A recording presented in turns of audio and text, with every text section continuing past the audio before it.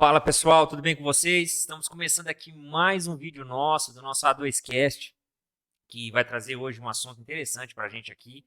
E a gente já, como sempre, né, como costumeiramente a gente faz, vai pedir para você curtir todas as nossas redes sociais, o nosso canal lá no YouTube, compartilhe, curta, envie para os seus amigos, divulgue para todo mundo aí, porque o que nós estamos é, tentando fazer aqui é divulgar a palavra do Senhor. Isso de uma forma mais teológica, né, de uma forma mais bíblica possível, para levar a verdade das Escrituras, porque nós acreditamos que as verdades das Escrituras, ela nos libertam. Certo, Lucas? Certo. E antes da gente começar, eu gostaria de falar do nosso patrocinador. No nosso primeiro, no nosso A2Cast número um, a gente acabou esquecendo de citar o nosso patrocinador. Esquecemos um monte de coisa, cara. Nós esquecemos bastante coisa. Tem bastante coisa que ainda tem que acertar. A imagem, nós vamos melhorar a condição de imagem, de áudio Vamos. ainda. Mas eu gostaria de falar o nosso patrocinador, que é a Alfa Consultoria Contábil. Para você que é de Jaboticabal e da região, e está precisando de um escritório de contabilidade, você que tem empresa, ou você que quer empreender, quer abrir uma empresa, consulte os nossos serviços, consulte o serviço da Alfa Consultoria Contábil, que eu tenho certeza absoluta que você não vai se arrepender. A gente tem um serviço especializado para micro e pequenas empresas, para ajudar você na sua questão financeira, toda a área financeira da sua empresa.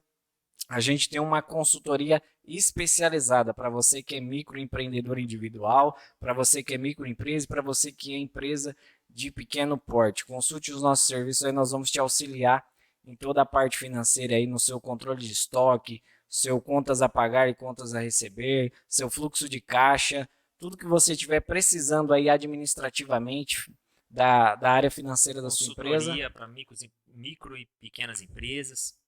Exatamente. A gente tem um serviço também de muita qualidade na questão de abertura e alteração de empresa. Você que precisa fazer algum tipo de ajuste aí na sua empresa, que você consulte a Alfa Consultoria Contábil. A Alfa ela nos patrocina aqui cedendo o seu espaço físico para que a gente possa estar fazendo aqui as nossas gravações, as gravações dos nossos vídeos, dos nossos podcasts. Logo, logo nós teremos a marca da Alfa, a nova marca da Alfa, né, que recentemente foi atualizada. Logo, logo nós teremos ela aqui na nossa TV fazendo uma propaganda para vocês, mas procure aí a Alfa Consultoria Contábil nas redes sociais, no Facebook, no Instagram, que você vai encontrar. Pode entrar em contato conosco pelo inbox do Face, do Instagram e também pelo nosso site, pelo nosso e-mail, nosso telefone, WhatsApp. Você vai encontrar aí na internet e pode consultar a gente, procurar a gente aí que a gente vai atender você da melhor maneira possível. Com certeza, Certo? Lucas. E qual foi o tema que nós escolhemos para Cara, hoje? interpretação bíblica, Lucas.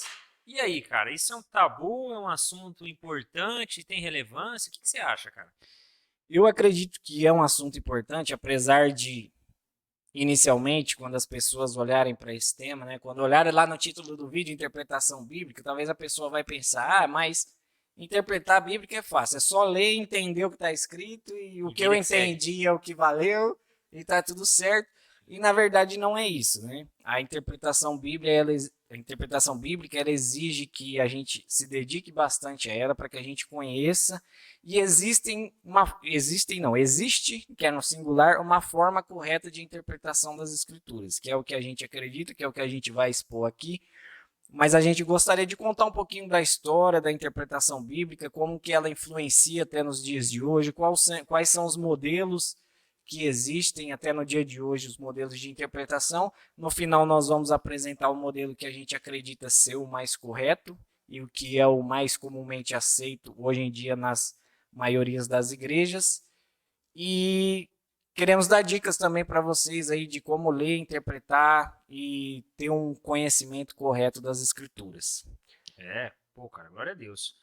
É, assim, antes da gente até começar a falar qualquer coisa aqui a respeito de questões históricas, questões técnicas, a gente precisa sempre ter em mente, cara, que a Bíblia é a palavra de Deus.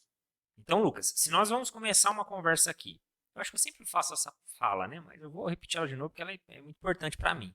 É, se a Bíblia não é o critério do qual nós, como cristãos, como filhos de Deus, né, nascidos de novo, se ela não for o critério para a gente iniciar qualquer diálogo, qualquer debate, qualquer conversa, se ela não for critério como palavra de Deus, a gente não consegue caminhar em nada. A gente não consegue ter uma esperança, uma certeza do amanhã, né, da própria salvação do Senhor para nossas vidas. E eu falando isso parece até redundante, né? Mas a verdade é, cara, que alguns, assim, com a sua fala, com a sua palavra, diz, não, a Bíblia é a palavra de Deus. Mas com os seus ensinos, né, com a sua interpretação, você vê que, na verdade, a palavra de Deus não é a Bíblia. Ela é um conjunto de coisas que acontecem na vida do cidadão ali, que acaba dando para ele a sensação de que ele interpretou a Bíblia. E aí ele usa né, os seus textos ali com a seu bel prazer. Então eu gostaria só de fazer duas citações bíblicas, só para a gente iniciar aqui, e já que nós decretamos que a Bíblia é a palavra de Deus, e você concorda comigo nisso, pelo menos eu espero, se você concorda comigo nisso, então você também há de concordar comigo que se a palavra de Deus é a Bíblia, então ela se auto-interpreta. Ela nunca vai se contradizer, porque se ela se contradizer, Deus se contradiz, porque Deus não contradiz. A palavra dele, né, ela é reta, ela é única, é determinista, é decretiva, melhor dizendo. E tem dois textos aqui, cara, que mostram exatamente isso pra gente. Seria qual? O capítulo 24 do Evangelho de Lucas, no versículo 27. Primeiro, tá lá.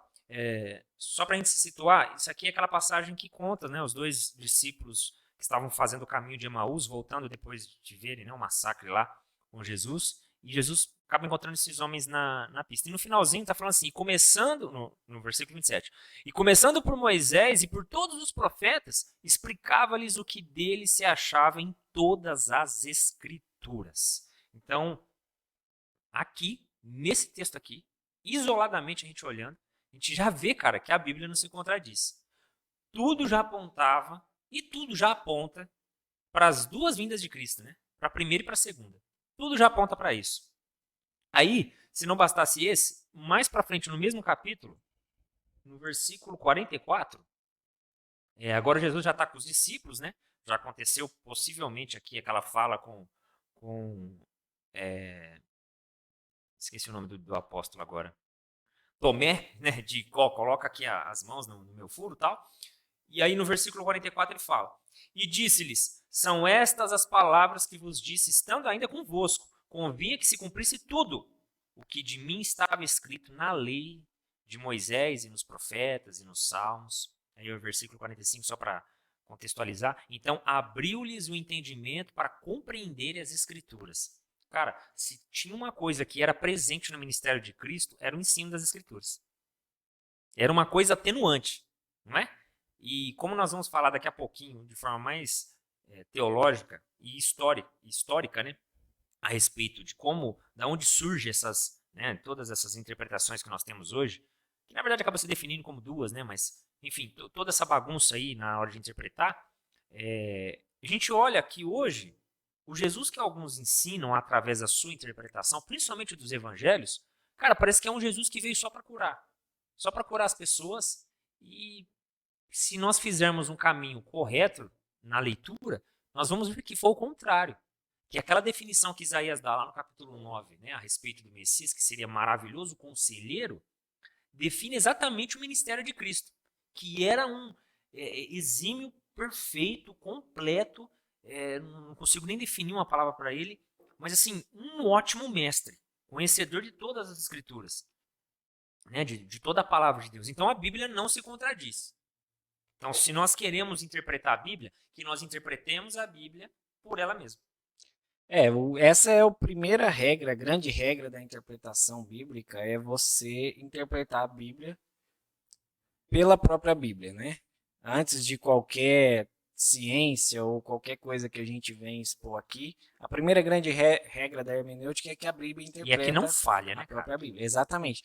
Eu sei que para quem está nos ouvindo, às vezes vai ler alguns textos, vão achar alguns textos muito difíceis, muito complicados.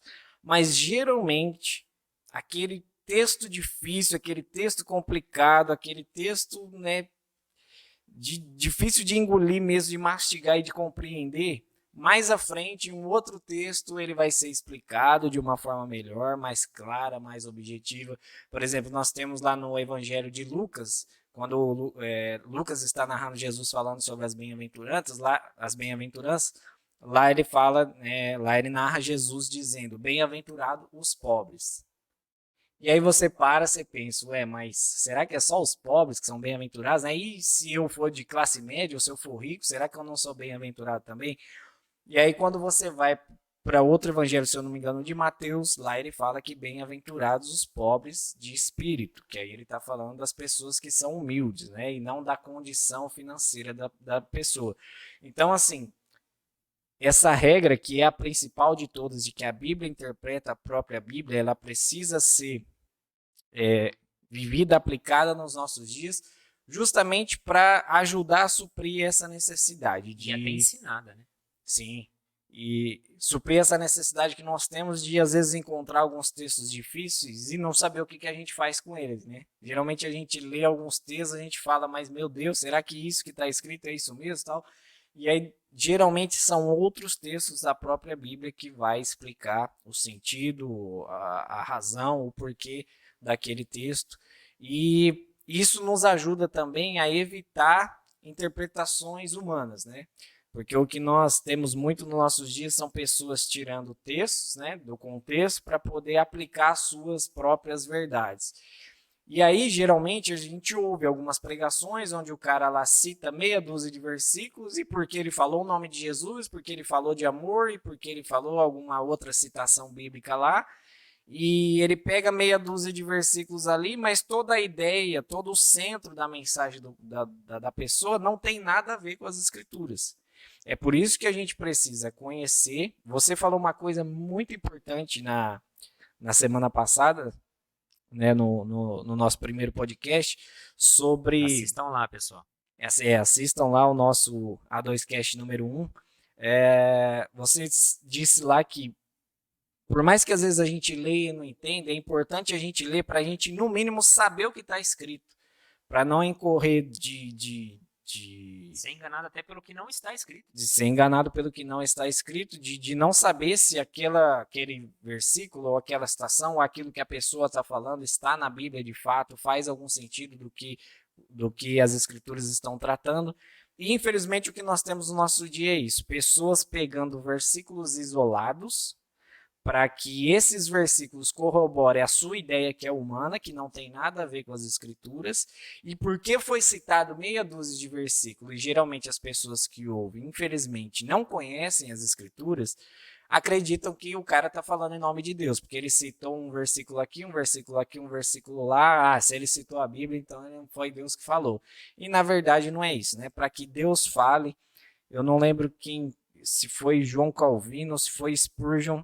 Eu não lembro que ele falou, eu não lembro se foi um dos dois, qual foi dos dois que fez essa menção, mas ele fala que ele ensinava que cada vez que ele terminasse o sermão, era para as pessoas correrem para suas casas e verificar se tudo que ele tinha falado estava nas escrituras. Se estivesse lá de acordo, se eles encontrassem o que o pregador falou nas escrituras, então Deus tinha falado naquele dia. Se não, era só invenção humana mesmo daquele pregador. Então, essa regra do a Bíblia interpreta a própria Bíblia nos incentiva e nos mostra que nós devemos conhecer cada vez mais as Escrituras, para que a gente não seja enganado, para que a gente não seja levado aí como a própria Bíblia diz, né, ser levado por qualquer vento de doutrina que surja por aí, e para que a gente possa fazer a interpretação correta e identificar se é Deus que está falando ou não através da sua palavra. Pois é, cara, aí você me fala uma situação, Deus falando através da sua palavra. A gente está vivendo um tempo que falar que Deus fala pela palavra é sempre vincular ao intelectualismo. Nossa diretora de imagem está dando sinais ali. Tá, eu tô falando longe do microfone, vocês me desculpam aí, pessoal. Bom, nós estamos vivendo um tempo então, cara, que falar que Deus fala através da leitura, da interpretação, da dedicação aos estudos, né, a meditação das escrituras, é quase que dizer o seguinte: o irmão fugiu a palavra agora. O irmão, ele é tradicional, né, o irmão é da letra, e claro que quando eu digo isso para uma maioria, não para um total, né? Para uma quantidade plena de pessoas, não. Para uma maioria. Mas na sua grande minoria, nós estamos vendo um fenômeno muito lindo de se ver, pelo menos de alguns jovens que eu conheço, que estão se dedicando ao conhecimento teológico, né, à herança da patrística, né, dos pais da igreja, que foram transmitidos e são, né, apregoados até hoje, que são coisas assim que, se nós estamos vendo longe hoje, cara, é porque nós talvez estejamos nos ombros desses homens, sabe? Se a gente consegue enxergar muito além do que nós estamos vendo, né, é porque graças a Deus que levantou alguns homens lá no passado, dos quais nós podemos subir nos ombros para enxergar alguma coisa. E, cara, eu fico impressionado, porque às vezes eu converso com alguns irmãos meus que utilizam de uma interpretação que nós vamos falar daqui a pouquinho, das quais nós não confiamos ser as corretas, né? Os meios não são corretos para isso. E às vezes eles, né, usam aquela expressão, cara, mas olha a palavra que o pastor trouxe. Olha a palavra que foi ministrada. Olha olha o que Deus me mostrou nisso aqui, né?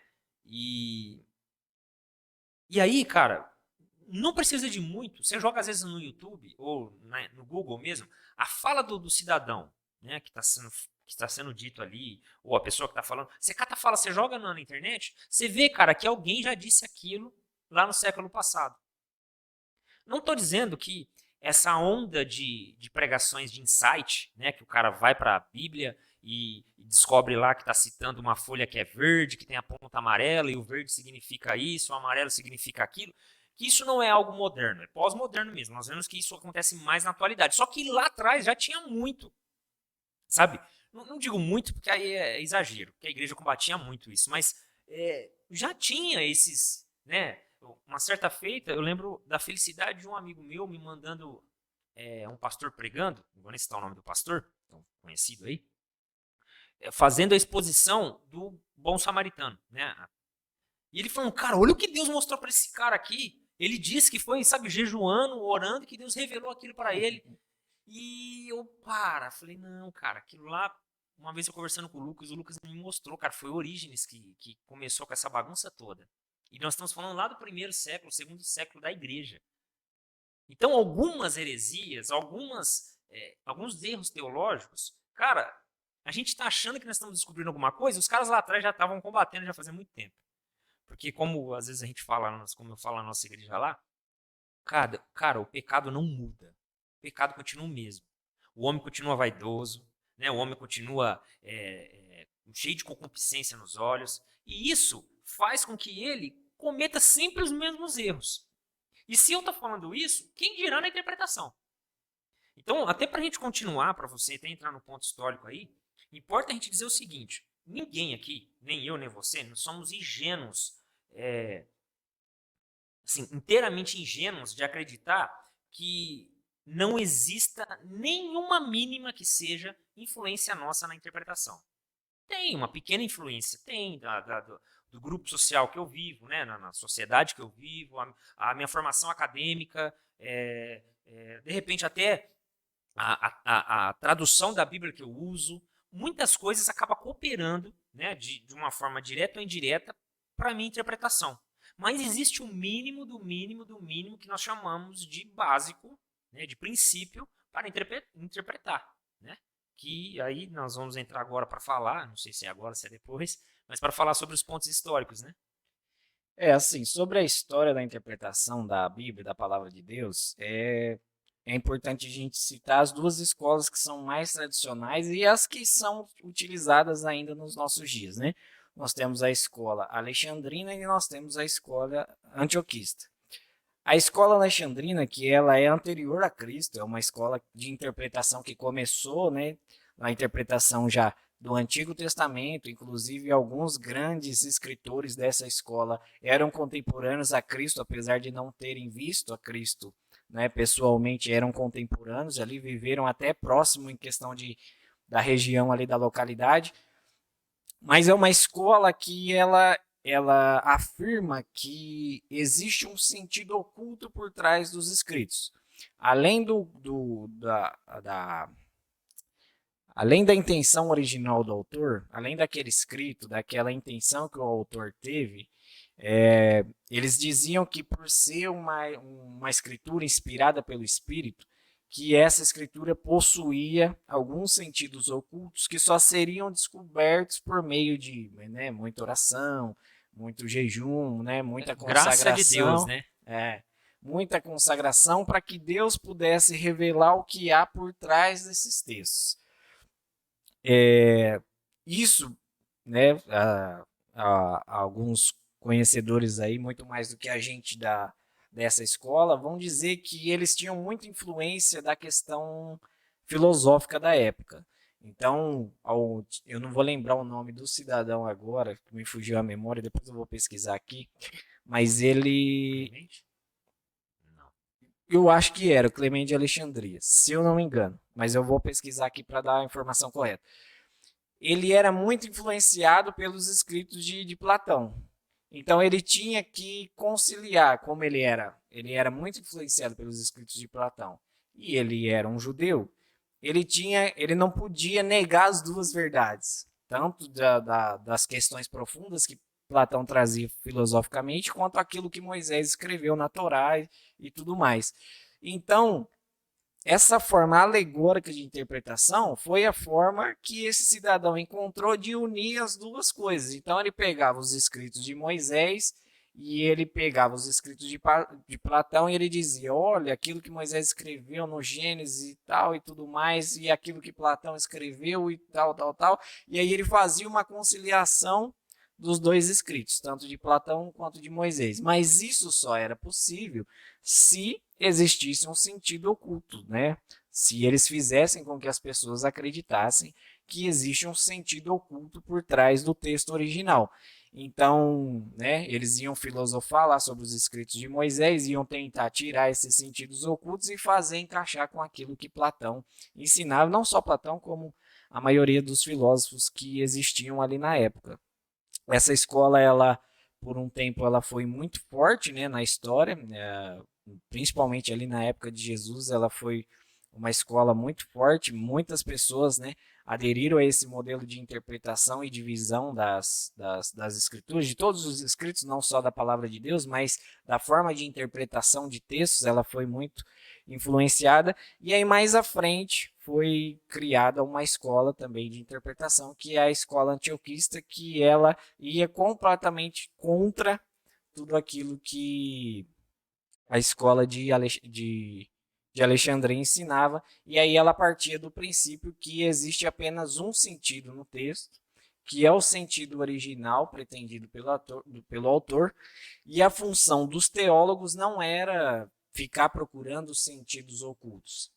Não, nós não negamos o fato aqui que para a gente poder se debruçar nas escrituras, para a gente poder conhecer, estudar, a gente precisa da iluminação do Espírito Santo de Deus, que ele nos guie, que ele anule em nós, né, os efeitos do pecado que distorcem a nossa condição de poder compreender e interpretar a palavra de Deus. A gente não nega isso, mas a escola de Antioquia, ela ensinava que existe apenas um sentido no texto, que é o sentido original pretendido pelo autor.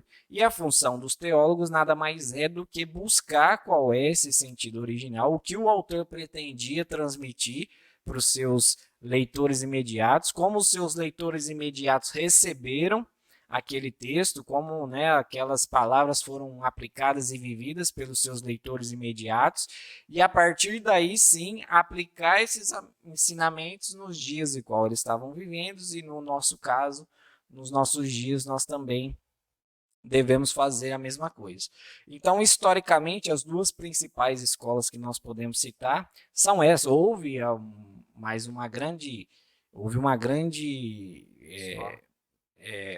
vários modelos de debate, né, em relação à interpretação, houve muita discussão ao longo de todo, né, o desenvolvimento teológico que nós temos na história da igreja. Houve muita discussão, mas as duas principais, as que mais influenciaram o pensamento, né, da interpretação e da ciência da interpretação que nós temos hoje da Bíblia foram esses dois modelos. E esses dois modelos que nós queremos citar nos nossos dias, porque são os dois modelos que ainda são utilizados. Ainda há aqueles que creem que exista um sentido oculto por trás do texto, que você só vai conseguir descobrir eles através de muito jejum, oração e revelação do Espírito, né? E existem aqueles, né, que acreditam que existe apenas um sentido no texto, que é o sentido original, e que a nossa função é buscar entender qual era a intenção original do autor, para que a gente possa poder aplicar nos nossos dias. E só para terminar minha parte nessa questão aqui, que fique bem claro que, independente do tipo de interpretação que talvez a pessoa adote, a gente precisa entender que a gente está interpretando um livro que foi escrito em línguas que não existem mais, né? São 3 línguas que não existem mais, e nós não temos mais nenhum autor vivo. As línguas não são mais faladas em lugar nenhum do mundo, as 3 línguas.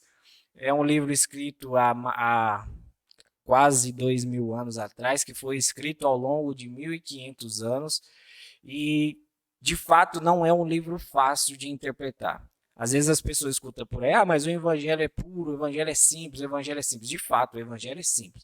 A mensagem do evangelho, o centro da palavra de Deus, ele é simples. É a história da redenção que o próprio Deus nos conta, né?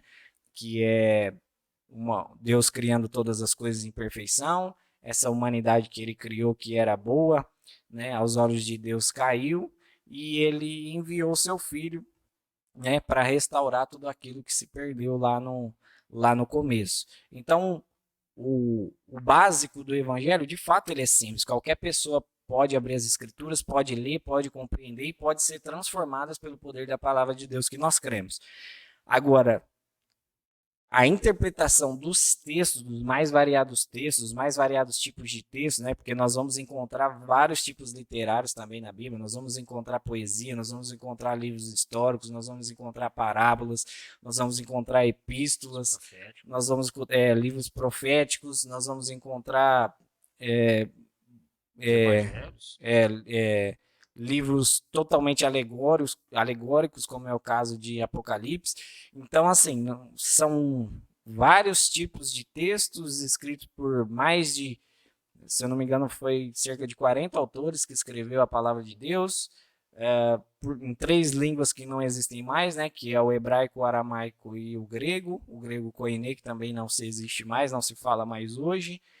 Então, de fato, a gente precisa muito da contribuição daqueles que eram próximos né, que eram contemporâneos ali aos escritos, né, tanto aos judeus que preservaram o Antigo Testamento, quanto aos pais da igreja, né, que receberam os textos, né, do Novo Testamento, as epístolas.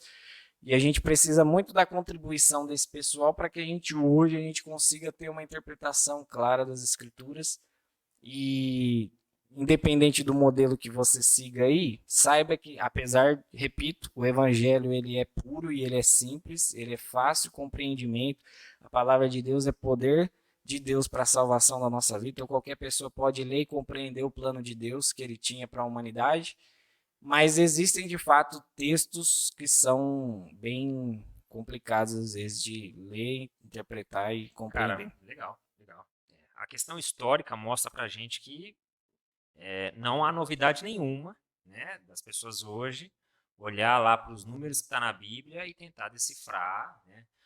A gente está falando dessa forma, mas veja bem, a nossa preocupação é como você citou aquele texto que eu deveria ter pesquisado, não pesquisei, a respeito de ser levado por vento de doutrina. Acho que é Paulo falando com Gálatas, né? Pesquisa pra gente aí, Lucas. Bom, mas a nossa preocupação quando nós pregamos o Evangelho é do quê? É de que os ouvintes da pregação do Evangelho não sejam enganados. Porque, cara, se há um livro que é capaz de manipular, se há né, como que uma fala que pode manipular, eu acho que essa é a palavra mesmo, é a Bíblia, cara. Efésios 4,14. Efésios 4,14. Então não foi para Gálatas, não. Eu vou até abrir aqui para a gente não ficar nas minhas palavras. Efésios 4,14. Aí Paulo vai falar então, né, que Ele diz o que, ó? E para que não sejamos mais meninos inconstantes, levados em roda por todo o vento de doutrina, pelo engano dos homens, que com astúcia enganam fraudulosamente. Sabe, a necessidade, né, a importância de uma interpretação bíblica, ela tem a ver exatamente com a tua salvação, cara. Porque, sabe, eu não quero dizer agora, não posso ser legalista de dizer o seguinte: se você não consegue interpretar qualquer texto da Bíblia, quer dizer que você não vai ser salvo. Não. Mas agora você imagina, nós estamos estudando a nossa igreja lá, né, que eu citei 23 pecados que a Bíblia cita, homens, né, que pecam, né, ou tipo de pecado que homens cometem, homens e mulheres. E o primeiro que eu citei lá foi os cães, que está lá no livro de Apocalipse, no capítulo 22, no versículo 9, se não estiver enganado, agora eu não me recordo. Mas o primeiro tipo de homem que não entraria, que ficaria fora do reino, era o cão. E o cão, que é citado em Apocalipse, em Provérbios, em 2 Pedro, que tem um vínculo direto com o falso mestre, um falso profeta. Aí eu pergunto para você, se você faz parte de uma igreja que tem um falso evangelho, e se o evangelho é a verdade, e lá está se pregando a mentira, então você não é salvo. Porque como você vai ser salvo dentro de uma casa que se prega mentira? Gui, mas a verdade está acima do evangelho, está acima do pregador, a verdade está na Bíblia. Sim, eu creio que os homens que estão congregando lá podem ser salvos por acreditar e por reconhecer as Escrituras. Mas você precisa reconhecer, porque isso depende da sua vida.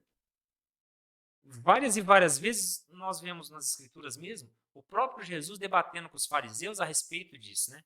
Os fariseus querendo impor algumas coisas, impor algumas visões, e Cristo falou: não, ó, o que você está falando está errado. Porque Moisés não pensava assim. Ó, isso que vocês estão fazendo aqui, a respeito de limpar isso aqui, olha, isso daí é tudo coisa de homem. Isso é coisa do homem, porque isso não é o que Deus quer. Né? E tantas outros pontos. E tudo por quê? Por conta da interpretação bíblica. E isso que você citou na questão histórica aí, a igreja, cara, assim, viveu grandes batalhas, né, cara, contra a interpretação. E como a gente até citou aqui, nós não somos ingênuos e tampouco astuciosos de pensar que a nossa interpretação é a única e a verdadeira. E que ela não sofre, por exemplo, alteração na nossa visão. Tem, o mínimo possível acaba acontecendo. Mas, por exemplo, acontece um caso, eu não vou conseguir datar exatamente quando aconteceu isso, mas tem um caso, cara, de Agostinho, lá no terceiro, quarto século, que quando os donatistas já estavam trazendo muito problema para as igrejas, né, que eram os liderados por Donato lá, que exigiam que a Bíblia fosse de todas as pessoas, que todos tivessem as escrituras na sua língua, né, na sua tradução, e não só no aramaico. Ele olha para aquele texto de Mateus, se eu não estiver enganado, capítulo 21, né, das bodas que... Esqueci também que eu não me lembro agora. Enfim, lá tem uma parábola que Jesus conta a respeito do casamento. Que ele convida as pessoas e as pessoas que ele convidou não quis ir. Aí o que ele faz? A ordem do Senhor para os seus servos era que obrigassem, que trouxessem à força os que estivessem na rua. Cara, Agostinho olha para esse texto, para essa passagem. Mateus 22. Mateus 22, né? Eu errei por um. Ele olha para essa passagem e o que ele entende? O que ele interpreta? Cara, os pagãos, os crentes, né? Os crentes católicos, no caso, na época, eles precisam congregar, os fiéis precisam vir para a igreja. Vamos trazer eles à força para cá. Se eles não quiserem ficar aqui, que eles morram então. E aí houve uma matança, né? Que eu não preciso nem entrar em detalhes aqui a respeito disso. Ou seja, você dá um Google aí que você vai ver. E cara, por causa de uma interpretação, cara. E uma interpretação que acabou sendo alterada pela realidade que ele estava vivendo. Então, quando eu tenho consciência de que a minha interpretação ela pode estar um pouco suscetível o esposamento que eu tenho doutrinário, né, se minha visão soteriológica calvinista, arminiana, luterana, enfim, tantas outras aí, né? Se eu tenho em mente isso, cara, eu tenho que me policiar. Tenho que me policiar para saber e ter a humildade de entender que talvez minha interpretação corre-se o risco, né, de estar indo para um lado que talvez não deveria, né, que é mais uma tentativa minha de afirmar o que eu penso do que propriamente trazer, né, transmitir o que as escrituras por si só já falam.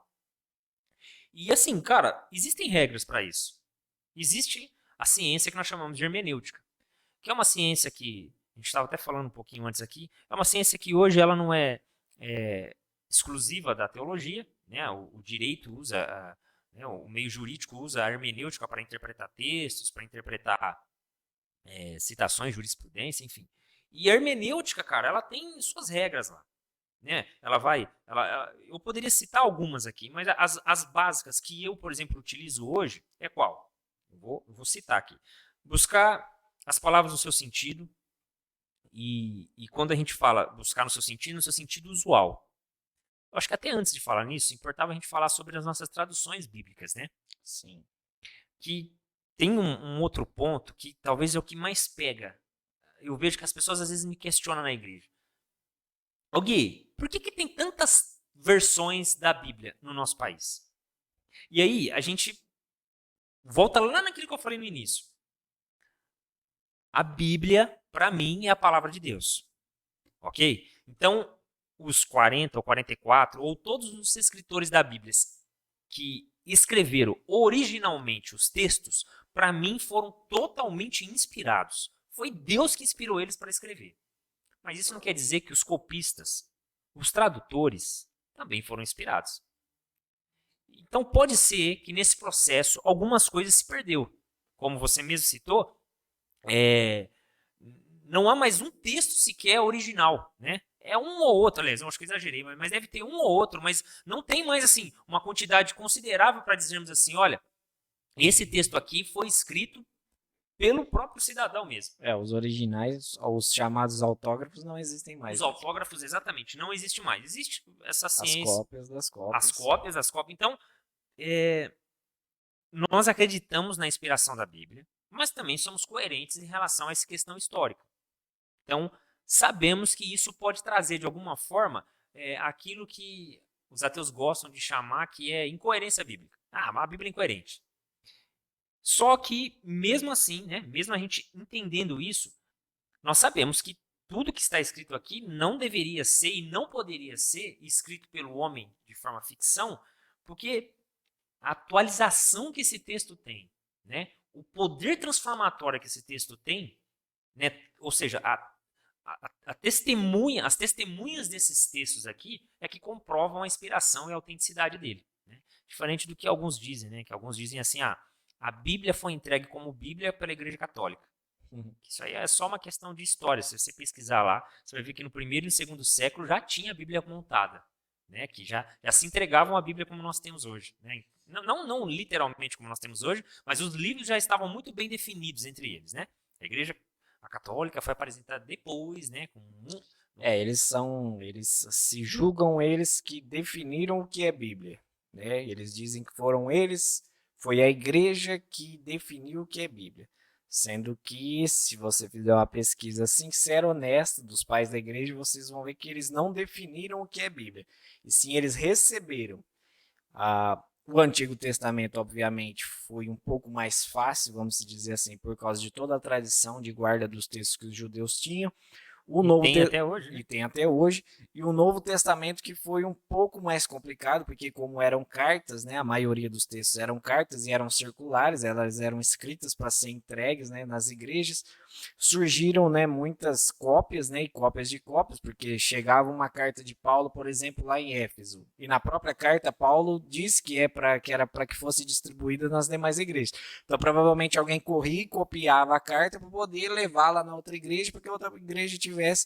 E dentro desse processo, né, de cartas e de cópias, né, algumas foram se perdendo, começou a se ter muitas cópias, começaram a surgir muitas cartas que não eram de autoria dos apóstolos, evangelhos. Eu estava pesquisando hoje, eu não vou lembrar o número agora, mas de evangelhos, assim, né? Hoje nós temos 4, né, que são considerados canônicos, que foram recebidos pela igreja como canônicos, que é o Evangelho de Mateus, Marcos, Lucas e João, mas existe uma infinidade também de evangelhos, né, que foram escritos, e aí o trabalho da igreja não foi definir quais eram os textos canônicos ou não, não foram os homens que foram após os discípulos dos apóstolos, né, os pais da igreja ali que definiram o que é Bíblia. E sim, eles receberam. Qual foi o trabalho que eles tiveram? Eles tiveram o trabalho de identificar os traços de apostolicidade dos textos, os traços ali, as regras que eles tinham para poder definir, não, de fato, esse texto é de Paulo. Ninguém poderia chegar com um texto e falar, não, esse aqui ó, foi Paulo que escreveu. Primeiro tinha que fazer sentido com tudo que ele já tinha escrito, tinha que ter os traços dos seus escritos, as suas. Tinha que ter os traços dos seus escritos, todas as regras que eles tinham ali para poder receber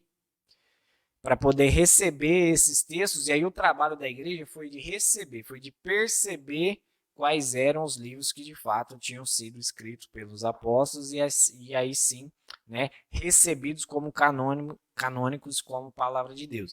Então, ao contrário do que a Igreja Católica se julga, né, a criadora da Bíblia, na verdade, o trabalho dos pais da Igreja, né, até anteriormente a própria Igreja Católica, o trabalho deles foram definir qual eram os textos, né, canônicos ou não, conforme, né, os traços de apostolicidade que eles encontravam nos textos. Pois é, cara. E ainda falando sobre os dois modelos que nós temos, né, o modelo alegórico e o modelo mais literal. Algum problema aí? A diretora tá A dando, diretora está tá dando dando as uns diretrizes sinais para nós aqui, então às vezes a gente tem que dar uma paradinha. Mas ainda falando sobre os exemplos que nós temos aqui, né, essas discussões sobre as interpretações, sejam elas alegóricas ou sejam elas literais, o problema exatamente da interpretação alegórica, que é o modelo que a gente discorda, né, que mais à frente nós vamos falar de forma mais clara, é exatamente esse que você citou, né? Uma má interpretação da Bíblia faz com que você tenha atitudes que vão contra aquilo que a Bíblia ensina se você não interpretar ela de forma correta, que foi o que aconteceu. E o problema da interpretação alegórica é exatamente isso. Você fica refém da espiritualidade do outro. Não, e cara, tenho desculpa te cortar, mas ela sempre entra sorrateiramente, né? Se você permite entrar, porque, por exemplo, se você olha para essa interpretação do bom samaritano, de Orígenes, a gente já discutiu várias vezes sobre isso, né? Sim. Você sempre fala isso para mim, Gui, não tem problema há um olho bondoso de olhar para a forma com que ele está passando, porque ele está tentando encaixar Jesus dentro da pregação e fica bonito. Mas se você aceitar uma, você vai ter que aceitar a outra, e você vai ter que aceitar a outra, e vai aceitando outra, e dentro dessas aí, daqui a pouco tá Pelágio lá dizendo que o homem consegue voltar para Deus. E aí, Deus. Como que você vai. Se isso vira uma progressão, uma continuidade, como que você vai questionar? Não, isso aí não é de Deus. Se a pessoa vai dizer, não tem mas critério. Se a pessoa vai dizer, não, mas o Espírito me revelou. Foi o próprio Espírito. Então você vai discutir com o Espírito Santo. Não, mas peraí. Cara, não e isso assim a gente afeta diretamente a unidade da igreja. Sim. Nós só conseguimos ser cristão. Nós falamos isso no vídeo passado, né? A gente gastou um tempinho falando sobre isso. A gente só consegue ser cristão porque nós temos a mesma confissão. Sim. Ainda que em algum ponto secundário vamos discutir, vamos ter, né, dissidência a respeito disso. Mas só somos cristãos porque fizemos uma confissão. Confissão essa que declara que Jesus é o Filho de Deus. Sim. E aí você começa a tirar os critérios, fica difícil. Só para, às vezes, o pessoal que está nos ouvindo aí nunca ouviu essa história da parábola do bom samaritano. Ô, diretora, se você puder pegar um pouquinho de água, por favor. Só para, às vezes, a gente está comentando aqui, porque a gente, em outras lives no Facebook, em outros lugares que a gente, né, já falou sobre interpretação bíblica, a gente já citou esse modelo de origem. E só para confirmar a informação que eu dei no começo sobre Clemente de Alexandria, que eu não tinha certeza, de fato era ele mesmo, tá? Era Clemente de Alexandria, que era muito influenciado pela filosofia platônica e ele tentava conciliar os dois, né? Tanto os escritos de Moisés com Platão. Só para o pessoal entender, quando a gente está falando da parábola do bom samaritano e a interpretação de Orígenes, eu vou explicar aqui para vocês bem resumidamente, só para vocês compreenderem aquilo que a gente está falando dentro do modelo alegórico e do modelo literal. Existe a parábola do bom samaritano, eu vou ler aqui para vocês, está lá em Lucas capítulo 10, a partir do versículo... Deixa eu ver aqui.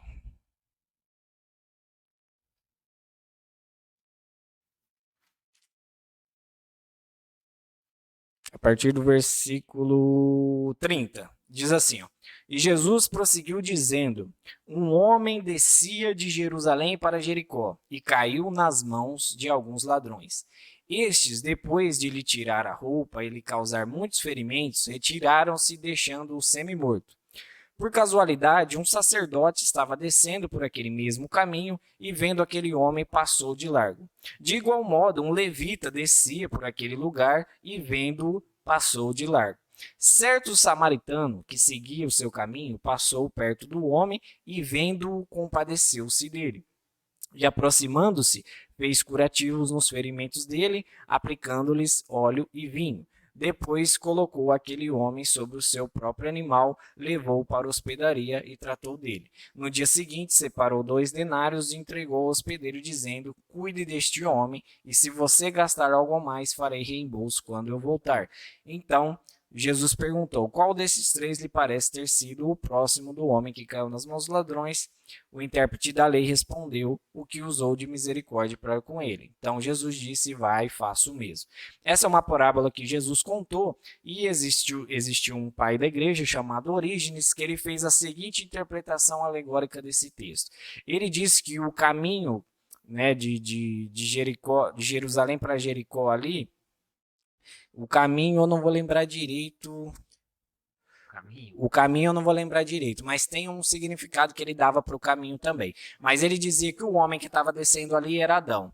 Os ladrões é o pecado, né? O pecado e o mal que acabou atacando esse homem, que no caso era Adão. Então, os ladrões ali que o saltearam e o deixaram ferido eram o pecado e a maldade, deixando ele semi-morto pelo caminho. O sacerdote que passava ali pelo caminho era a lei. O sacerdote que descia ali pelo caminho, ele vai dizer que era a lei, que a lei não tinha como salvar Adão.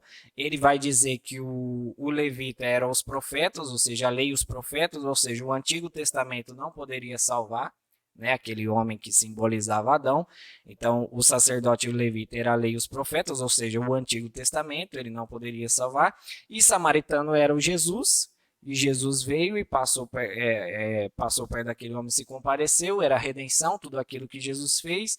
Ele disse que aproximando, fez os curativos na ferida dele, colocou o óleo e vinho, depois colocou aquele homem sobre o seu próprio animal. O animal aqui, nessa citação de Lucas, não fala qual é o animal, mas era um jumentinho. E ele fala que o jumentinho é o evangelista, que pega e leva para a hospedaria, que é a igreja. Então, o jumentinho aqui na simbologia dele é o evangelista, que leva para a hospedaria, que é a igreja. Os 2 denários que ele deixou lá, o dono da estalagem é o pastor, que recebe as pessoas na sua igreja, e as 2 moedas que ele deixa lá para que o pastor cuide é o batismo e a Santa Ceia.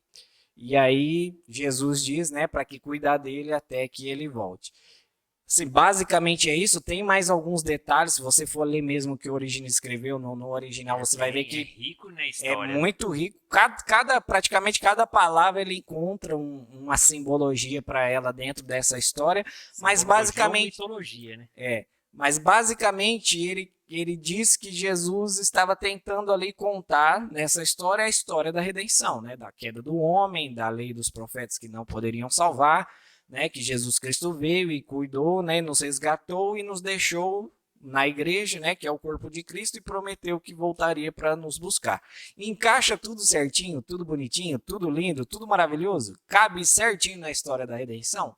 Cabe. Qual que é o problema? O problema é, quando Jesus contou essa parábola, era essa mensagem que Jesus estava querendo transmitir? Se a gente for para a parte literal do texto, que aí a gente precisa definir bem, a gente estava até conversando antes aqui, o que é o sentido literal e o sentido literalista.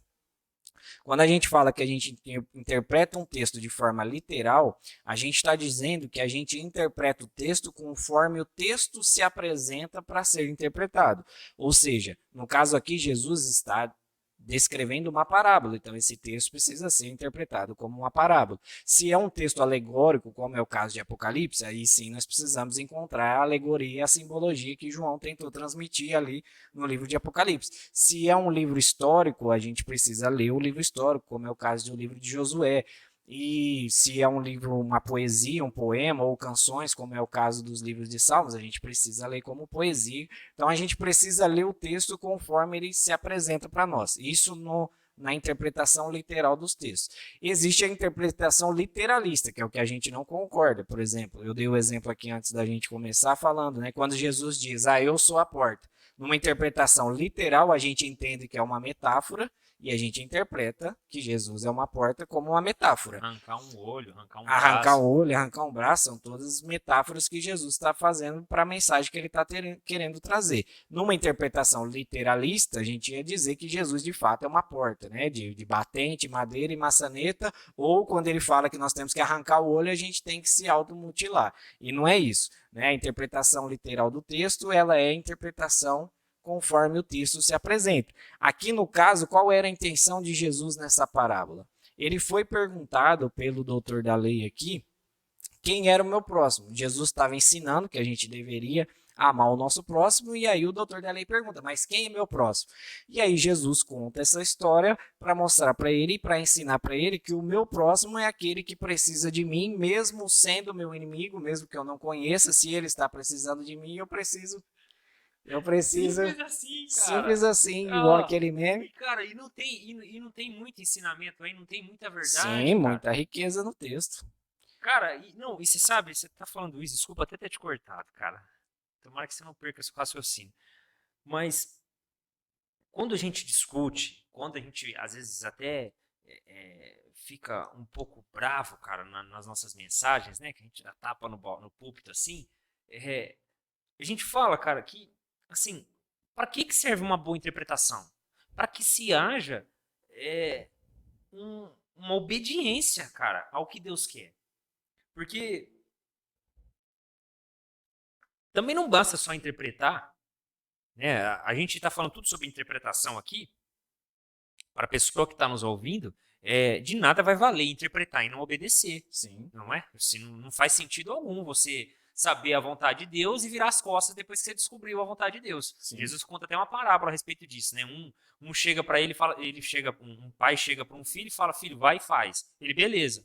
Descobre qual que é a vontade do pai. E o que ele faz? Não faz. Ele fala que vai e não vai. Chega para o outro, fala, vai lá fazer. Ele, poxa vida, não vou. E depois vai lá e faz.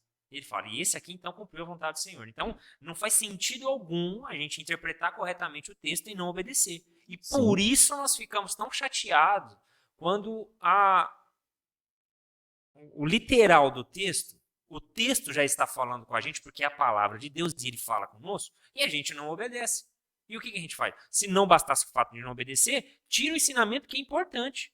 Porque, como você mesmo citou, questionaram a Jesus. Jesus, e não foi qualquer pessoa, foi os fariseus, homens que conheciam as escrituras naqueles dias, chamados doutores da lei, né? Questionaram Jesus, mas quem que é meu próximo? Poxa, Jesus gasta talvez alguns minutos, meia hora para contar essa parábola para eles aqui, para depois alguém, mais lá na frente, tentar encontrar uma coisa que Jesus não disse ali, né? Ou pelo menos não tentou passar, seja o próprio Jesus ou o próprio Lucas aqui ao contar isso que Jesus contou. Então isso é um problema, isso é um problema sério. A interpretação, irmão, ela faz heresia virar profecia, sabe? A interpretação errada, né? A interpretação errada faz a heresia virar profecia, faz homens loucos se tornarem homens sábios, né? Homens astutos, e tudo porque não tem interpretação. E não nele. Os homens loucos sempre virão. Nós falamos isso a respeito, né, de liderança, tal, da igreja em si, uma igreja viva, tal. E a culpa não são dos loucos. Os cães vão arder no inferno, vão. O problema é a igreja. É a igreja que permite. É a igreja que está lá vendo o pastor pregando nada com nada. Né? Ele está vendo não, está ouvindo e não está percebendo. Né? Está com seus ouvidos tampados. A pregação, a interpretação ser totalmente errada. Por quê? Porque eles também não interpretam como deveria. Dentro do que você está falando, né, a gente é muito bom em citar os irmãos de Bereia, que iriam lá conferir o que Paulo estava ensinando. Peraí, não é porque você é Paulo, apóstolo dos gentios, que você viu Jesus, que nós vamos concordar 100%. Deixa eu ver se o que você está falando aqui faz parte da palavra de Deus. A gente é muito bom em citá-los como exemplos de há pessoas que vão atrás, Mas quando chega na nossa vez de parar, ouvir e depois examinar nas escrituras, a gente... Cara, eu tô pastoreando faz pouco tempo.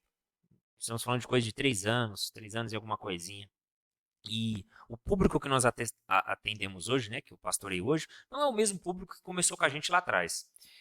Lucas, e era impressionante, cara. Hoje, o pessoal que congrega com a gente lá, eu sou suspeito para falar, porque é, né, família sua, minha família, e nossa congregação é pequena. E assim, cara, o pessoal é uma bênção, cara. Eu percebo que as mensagens, ela cria fala depois do culto, né? E depois a gente fala sobre a palavra. Então eu percebo que todas as mensagens que são ministradas, seja por mim, seja por você, seja por outro que vai lá, é uma palavra que ela é discutida e conversada nos cultos. Pós-culto, aliás, né? Pós-culto depois. Mas eu lembro que antes, cara, eu acabava de pregar a mensagem, acabava de derrubar o pau da árvore lá, da barraca. Eu ia questionar depois, eu ia perguntar sobre o que a gente acabou de pregar, as pessoas não lembravam.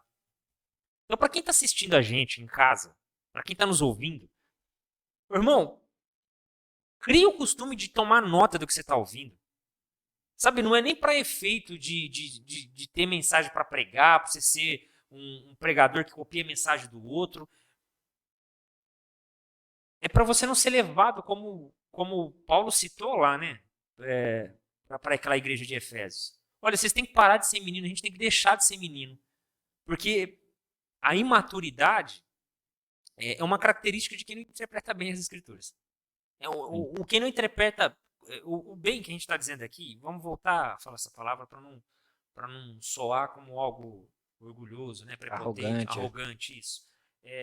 O interpretar bem, irmãos, é concordar com todos os cristãos, né, que vêm há anos e milhares de anos confessando a mesma coisa. É olhar para as escrituras e deixar com que as escrituras falem por si só. A gente não prega porque nós temos uma revelação. Aliás, temos uma revelação de quem é o Cristo. Mas nós pregamos porque a revelação decidiu falar com a gente, que é a Bíblia. E... Ô, Lucas, é isso. E eu gostaria só de passar 5 regrinhas que eu utilizo aqui, cara. Pode. Bem básicas, bem básicas. Não sei se você gostaria de acrescentar alguma coisa. Não, pode. 5 regrinhas. A primeira regra. Eu busco as palavras no seu sentido usual. Por quê? É comum e natural que os autores usassem palavras que tivessem um sentido habitual ou cultural para o seu tempo. Então, eu tento sempre pesquisar essas palavras. Eu lembro que eu estou te falando isso, cara, que na verdade a gente começou falando sobre as traduções e a gente não concluiu. A gente não prosseguiu. Se quiser, a gente pode voltar. Eu acho que era bom a gente falar e a gente começar a finalizar, cara, que também já estamos ficando um longo tempo. Mas por quê? Por que tem tanta tradução? Como a gente falou, a gente acredita na inspiração dos escritores, mas entende que a tradução e a copiação disso, ela pode sofrer algumas alterações. Mas, se hoje o Lucas tivesse uma máquina do tempo e voltasse há 100 anos, vamos longe, há 100 anos atrás, cara, como seria difícil você se comunicar, Lucas? Sim. Você ia ser chamado de doido, né? De um cara que fala tudo errado, porque provavelmente as palavras utilizadas lá atrás não tinham a utilidade usual que tem nos dias de hoje. Sim. Então, se o nosso linguajar, se o nosso jeito de falar muda tanto, é necessário que as escrituras acompanhem essas traduções. Os seus textos continuam sendo originais, mas as suas traduções continuem. E aí a sociedade bíblica e tantas outras sociedades que nós temos pelo mundo, elas fizeram as suas traduções. Né? A mais conhecida e, pelo menos por mim, mais indicada é Almeida. Aí temos Almeida e Revista, que saiu lá 1700 alguma coisa. Depois de Almeida Revista, saiu Almeida Revista Corrigida, que 1889, eu acho, tem até aqui o ano. Mas esses números aí pra gente não vai mudar muita coisa, não. Que essa corrigida, inclusive, ela trouxe muito problema, né? Eu vejo que tem alguns pastores, alguns eruditos, eu não sou a pessoa para dizer isso, mas eu ouço eles falando que essa tradução ela tem alguns erros, alguns vícios, né? E é por isso que saiu depois atualizada. E hoje nós temos a nova Almeida atualizada, né? Que são Bíblias, cara, que eu sempre explico isso para aquele que me pergunta. São Bíblias que são direcionadas para um público. Se você hoje for numa livraria que venda a Bíblia, né? E perguntar das traduções, você vai ver que tem várias edições de Bíblia, né? E o que eu vou te falar? Por que tem várias edições? Porque cada um é para um povo. Como nós citamos aqui Almeida, Almeida é para um público-alvo. É para alguém que quer estudar mais próximo daquilo que foi escrito originalmente, né?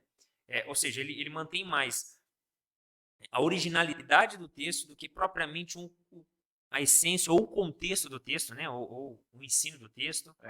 Tentou uma tradução mais literal, não interpretativa. Isso. Aí nós temos uma NVI, que eu sempre, NVI, NVT, a NTHL, né, que é a linguagem de hoje, a própria Palavra Viva, eu sempre fui muito pé atrás com elas, porque elas tentam passar para a gente uma interpretação. Sim. E como nós sabemos e desconfiamos que as interpretações elas podem correr algum problema, né, eu sempre tive um pé atrás com ela, mas, cara, eu confesso para você que nas últimas pesquisas que eu fiz, grandes teólogos falam bem dela. Sim. Ela fala que ela tem um sentido, assim, para um público.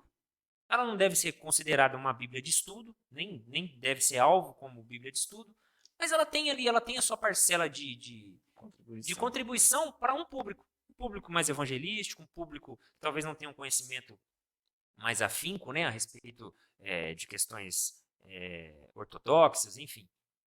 Então, tem várias traduções exatamente porque tem mudança anualmente, né, assim, de século a século na nossa ortografia, na nossa fala. Então, por isso tem tantas traduções. Mas nós acreditamos na autenticidade das escrituras. Sim. Que mantém-se a ortodoxia. Sim. Né, existe a ciência da crítica textual, né?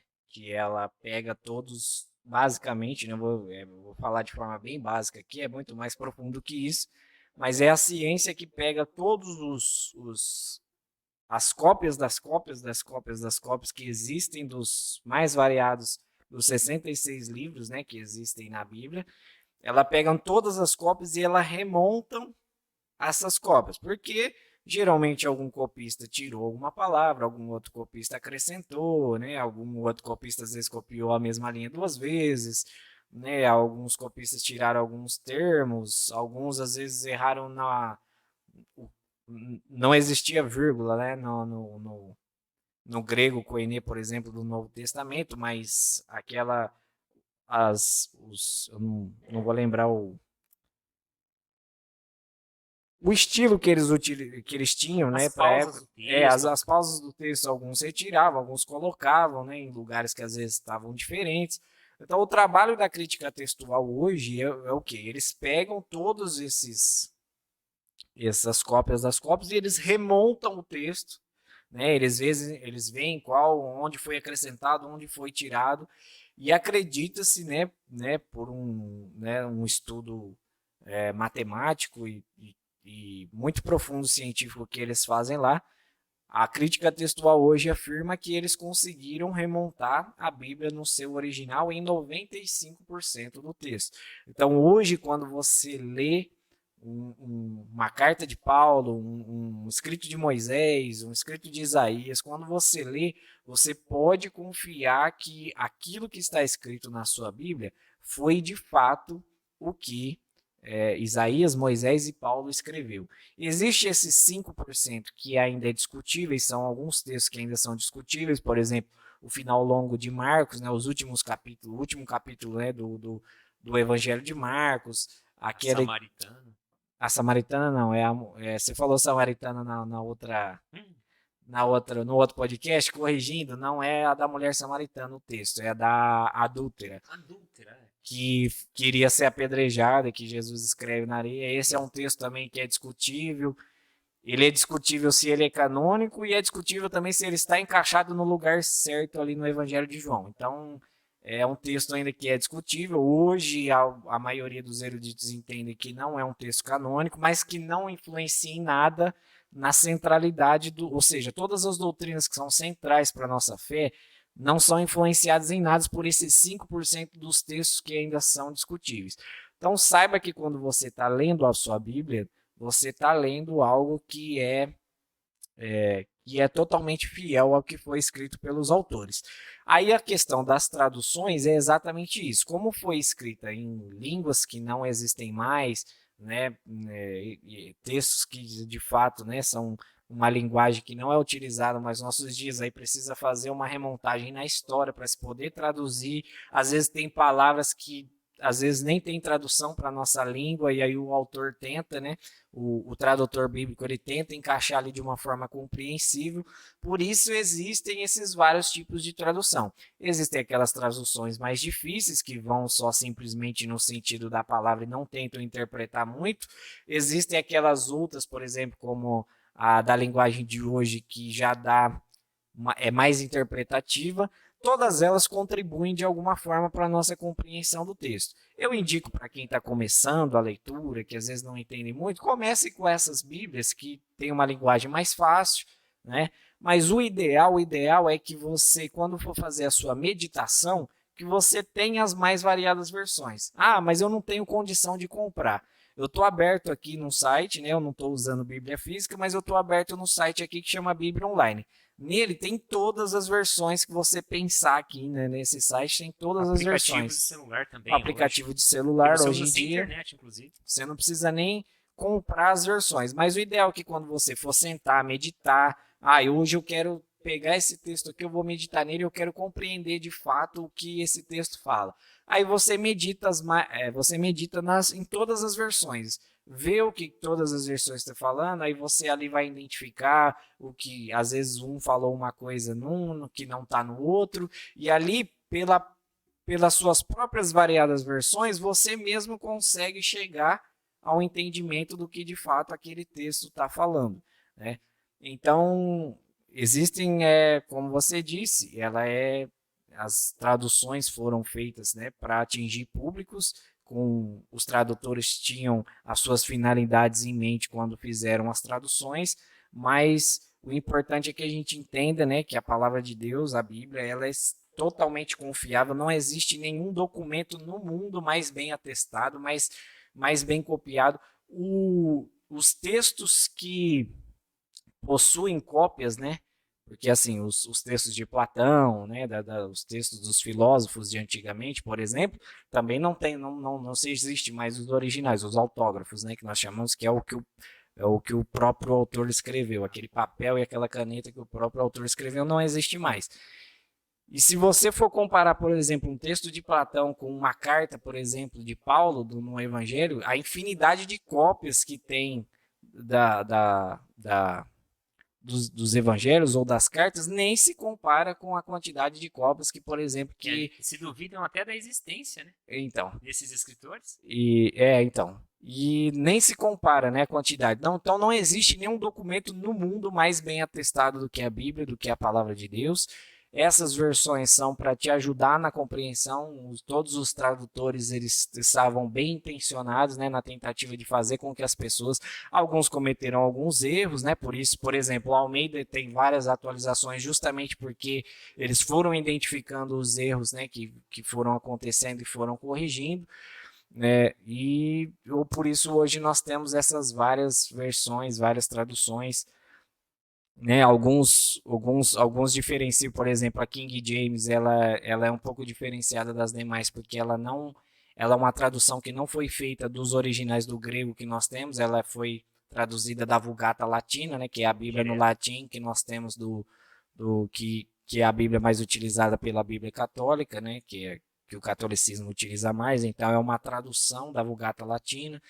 Então, assim, nós temos esses vários tipos de Bíblia e o ideal é que você leia e compare para que você chegue aí naquilo que nós falamos, na tradução melhor, para que você compreenda o sentido original do autor. E aí eu já quero finalizar a minha fala aqui, né? A gente deixou para o final, a gente deixar a nossa posição, o que a gente entende qual é a interpretação correta.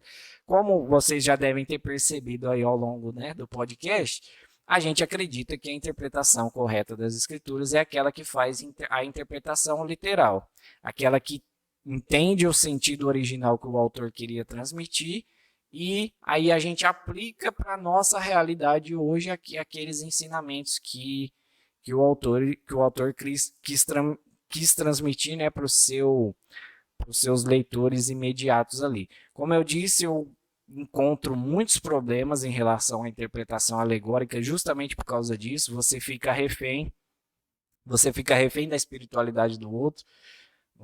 Você não estava no secreto do cara para saber a revelação do espírito que ele teve em relação àquele texto e tudo mais. E eu sinto até que esse modelo de interpretação alegórica, eu sinto que ele vai até contra a suficiência das escrituras. Porque eu que sou contra a interpretação alegórica, eu que creio na interpretação literal do texto, do sentido original, eu vejo que a Bíblia é riquíssima, cara. Ela tem tudo ali que eu preciso para a minha vida, ela tem tudo. Eu não preciso de um sentido a mais oculto em determinado texto para me trazer um algo a mais, não. A Bíblia já, por si só, ela já tem todas as ferramentas necessárias para que eu viva bem, para que eu conheça a vontade de Deus, para que eu pratique a vontade de Deus, para que eu viva conforme os preceitos que ela nos ensina, que ela nos corrige, que ela nos exorta. Então eu creio até que as pessoas que hoje ainda utilizam desse modelo alegórico de interpretação, que elas precisam examinar no fundo do seu coração se no fundo ali ela não está sendo incrédula em relação à suficiência das escrituras. Então eu discordo completamente desse modelo de interpretação alegórica, respeito quem pratica, respeito quem escuta e acredita, mas eu creio que cada autor escreveu para um público, tem um sentido único, cada autor escreveu para um público, e mesmo que foi escrito há 1.500 anos, há 3.000 anos atrás, mesmo que seja um texto muito antigo, como é, por exemplo, o de Gênesis, ali você tem ensinamentos preciosos, né, dentro do sentido original que Moisés quis transmitir para o seu público. Você tem ali, né, ensinos preciosos para o nosso dia a dia, para a nossa vida, para tudo aquilo que a gente tem que viver como servos de Deus. Então eu creio que a interpretação literal, né, é a mais correta e é a que nós devemos nos debruçar. E nós, né, que amamos a teologia, tanto é que criamos um canal de teologia, a nossa função é essa, a gente está tentando se dedicar cada vez mais nas escrituras para encontrar esses sentidos, para transmitir para aqueles, às vezes, que têm dificuldade, que têm algum problema na interpretação. Não fique, você que está nos ouvindo aí, não fique com vergonha de ler algum texto e não compreender. Quando você estiver lendo o texto na sua casa, você não entendeu, sabe o que você faz? Anota e procure o seu pastor, procure alguém que conheça, que estudou um pouco mais que você e vá lá, não fique com dúvidas na leitura que você está tendo. Ah, eu li esse texto aqui, eu entendi isso, é isso mesmo, né? Chega para alguém, para o seu pastor ou para alguém mais que tem um pouquinho mais de conhecimento que você, não fique com vergonha, né, de tirar suas dúvidas, né, de procurar pessoas que estudaram, que tiveram mais condições, né, de aprender, e para que a gente possa, né, compreender cada vez mais as escrituras. Eu gostaria de ler aqui o versículo de 2 Timóteo que você leu no podcast passado, gostaria de ler de novo, Paulo falando a Timóteo no capítulo na segunda carta, né, que ele escreveu a Timóteo, no capítulo 3, no verso 16, diz que toda a escritura é inspirada por Deus e é útil para o ensino, para a repreensão, para a correção, para a educação na justiça, a fim de que o servo de Deus seja perfeito e perfeitamente habilitado para toda a boa obra. Amém? E eu gostaria de encerrar minha fala com esse versículo. Glória a Deus, cara. Não, eu também já vou encerrar, que eu acho que o nosso horário já estourou. Eu só quero falar rapidamente, 5 regrinhas que eu pratico hoje para interpretar todos e qualquer tipo de texto das Escrituras. O primeiro, Lucas, eu busco a sua palavra no seu sentido usual. Então, como eu falei para você, havia uma utilidade usual de cada palavra quando ali era proferida e anotada e escrita. Então eu procuro anotar isso. Isso lá no capítulo 9 mesmo, no versículo 57 a 62, Jesus passa um momento lá que ele fala, né, que alguém questiona ele: Jesus, eu quero seguir o Senhor. Ele fala: olha, você quer me seguir? E o filho do homem não tem onde reclinar a cabeça. Mas aí ele cita lá a respeito das raposas e tal.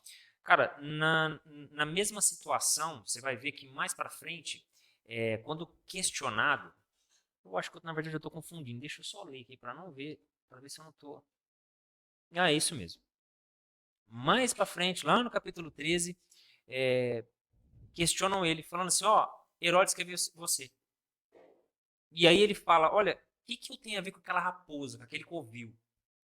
Então você vê que a expressão que ele estava usando, raposa, né, essa expressão, ela tinha uma utilidade usual para aquele tempo. Então é muito importante que a gente, quando vê alguma expressão sendo dada, há um camelo que entra pela agulha, aliás, é isso mesmo, Camelo que passa pelo buraco da passa pelo agulha. buraco de uma agulha. Eu acho que o horário está me deixando na minha cabeça com menos raciocínio. Esse tipo de coisa é importante a gente saber a Usualidade. usualidade, obrigado, de cada palavra. Segundo ponto que eu uso, manter o sentido inicial da frase. Se há uma palavra, há um versículo. Se há um versículo, há um capítulo. Se há um capítulo, há um livro. E se há um livro, há a Bíblia. Então, procure sempre o início de cada fala. Sim. Né? Você falou alguma coisa? Não, eu só queria dizer que dentro disso que você está falando, existem passagens que você só vai compreender se você ler o livro todo. Tem passagens, por exemplo, como o livro de Provérbios, que são pequenas porções, que aí você pode ler alguns versículos ali de forma isolada. Tirando o livro de Provérbios, a maioria dos livros, ou praticamente todos os outros, dependem do seu contexto para ser interpretado. Entender o coração do escritor. E aí o contexto pode variar. Em alguns casos o contexto é um capítulo, em alguns casos o contexto demanda 3 capítulos, em alguns casos é o livro todo, para você poder compreender aquela passagem. Então sempre, né, procurar os contextos aí dos termos. Conhecer a cultura daquela palavra, sempre se pautar muito com a palavra inicial daquele texto. Terceiro, o contexto é determinante para qualquer coisa. Nunca haverá, né, um texto sem contexto. Todo texto na Bíblia tem um contexto. Como você citou, tem as porções de Provérbios. Mesmo Provérbios que tem as suas porções, há versículos que estão ligados um ao outro. Sim. Ele, de uma forma isolada, você consegue tirar sabedorias dele. Sim, não doutrinas. Não. Doutrina não. Sabedoria você tira muita, mas doutrina não dá para definir ali. Né? Então esse é o terceiro ponto. Quarto ponto. Tomar o objetivo do livro, como você citou aí. Se o objetivo do livro, um exemplo, o objetivo do livro de Isaías era determinar a vinda de um Messias, vá com essa visão. Para tudo que você olhar ali, lembre-se que ele está falando de um Messias que virá, de um missionário, de um mensageiro, de um enviado que vai fazer a obra. Então, para de usar Isaías 41:10 lá para determinar coisas na sua vida. A quinta. Passagens paralelas que tratem do mesmo assunto. Lucas, se você leu, cara, isso uma vez o pastor Machado me falou isso, né? Que Deus o tenha. Disse uma vez para mim assim: filho, se você está lendo um versículo que é muito difícil de compreender, procure os versículos mais fáceis, que possivelmente mais fáceis de compreender, né? Mas a facilidade que ele estava falando era de ser direto e objetivo na sua fala, né? Se você está lendo um texto, por exemplo, do Antigo Testamento, que está falando lá de Deus causando mal, corra para o Novo Testamento e vê Paulo falando sobre o coração de Deus. Se Deus de fato pode fazer mal, se não pode. Você vê Pedro falando isso. Então, use dos versículos mais fáceis, ou seja, mais bem definidos, mais direto ao ponto, para entender os que estão talvez mais complexamente difíceis de entender. Né? Por isso, que você que gosta de usar desse livro aqui como um livro de sorte, né, de abrir e tentar encontrar algo para hoje, para agora, da promessa. Por isso que para você é difícil aceitar, por exemplo, o literal de um texto. Porque para você, um versículo define uma doutrina. E isso não é verdade. Cara, você vê, isso tudo que a gente está falando aqui. Lucas, você tem essa experiência porque você ministra às vezes na nossa igreja lá. Inclusive, de quarta-feira, né? Nós temos lá as suas ministrações. Cara, como é difícil agora tirar uma mensagem. Não é difícil porque a gente quer ser, né, mostrar o que nós temos o grande conhecimento. Não, pelo contrário. A gente não quer obscurecer o conhecimento na hora de transmitir. Então, se antigamente eu abria lá um texto, né? Tá lá Jesus curando o paralítico. e eu chegava para a igreja e falava, ó, Jesus quer curar o paralítico dessa igreja. Hoje não dá mais. Porque na hora que eu leio aquele texto, eu vejo que Jesus estava curando aquele cara para ensinar algo, para passar algo para a igreja, né, para passar para os nossos dias. Então, hoje, a ortodoxia e a ortodopracia, não sei como que fala, daquele que pratica, né? A ortodoxia de guardar as doutrinas, né? E a ortodoxia de, não é essa a palavra, mas a prática daquilo que eu ouço, cara, me impele a ser uma pessoa bem cuidadosa, bem temerosa em relação às escrituras. Como tem até uma... Eu não vou usar a expressão lenda, que eu acho que isso acontece até nos dias de hoje. Quando os judeus vão ler a Taná, né, a palavra, o Antigo Testamento para a gente, né, eles lavam as mãos, tem todo aquele processo. Cara, isso porque tem temor e acreditam na inspiração divina daqueles livros, cara. Então, o temor deles para com as escrituras, para com a palavra de Deus, é um nível que talvez a gente precisasse chegar. Né? Ao abrir as nossas Bíblias nos domingos, nos dias de reunião, nas pequenas reuniões que a gente faz às vezes com nossos irmãos, para não abrir e passar aquilo que está no meu coração. Os escribas do Antigo Testamento, há histórias, né, que quando eles estavam fazendo a cópia, né, da Torá e dos escritos dos profetas, quando eles chegavam na palavra de Deus, eles paravam, iam se banhar, fazer o ritual de purificação que eles tinham para poder voltar lá e escrever a palavra de Deus. Toda vez que chegava na palavra de Deus, eles tinham que parar. E nos dias de hoje a gente consegue mentir no púlpito, cara. Exatamente. Para a gente poder, como você... Falando o nome de Deus. Né? Falando o nome de Deus. E eu não estou falando nem de mentir em relação ao meu caráter. Eu estou falando de mentir em relação à interpretação para poder, né, manipular aquele que está me ouvindo e concordar com aquilo que eu quero. Porque às vezes não é nem maldade da minha parte. Aquele vídeo que talvez vai sair, né, se tudo correr bem, logo aí, a respeito da depravação. Que é aquele mal que provavelmente quando esse sair, o outro já vai estar no ar. Da depravação total já vai estar no ar. Então tá bom. Provavelmente já vai estar no ar. Perfeito, é isso mesmo. Então, assista lá a depravação que você vai entender por que você é tão maldoso assim. Por que você tem no coração tanta vontade, às vezes, de mentir, né? Se alguém fala assim, ó, não é para falar nenhuma palavra aqui, você já fala, quero gritar. A rebeldia está presente dentro de você. Há uma depravação dentro de nós. E, cara, seria essas 5 regrinhas que eu queria deixar então. Então, conhecer a palavra no seu usual, manter sempre na minha mente o início do texto, para não fugir do seu contexto, utilizar o contexto, né? Junto com o contexto, lembrar o próprio intuito do livro e, por fim, nunca isolar e determinar um versículo para fazer qualquer tipo de doutrina. Que haja um compêndio, que haja, né, uma estrutura que me mostre e me aponte para aquela definição. Porque, fora isso, é besteira. Bom, eu creio que é isso. Queria agradecer a todos que ficaram com a gente aí até o fim.